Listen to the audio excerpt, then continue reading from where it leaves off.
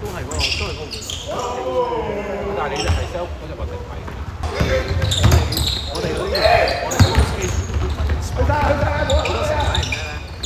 後邊好似因為我哋一路咧又係華人，二來又我哋全部人合法KYC 啊，其實合唔合法呢個？唔係 Mastercard 啱啱咪 announce 咗，咁都唔知點啱食幾美元落去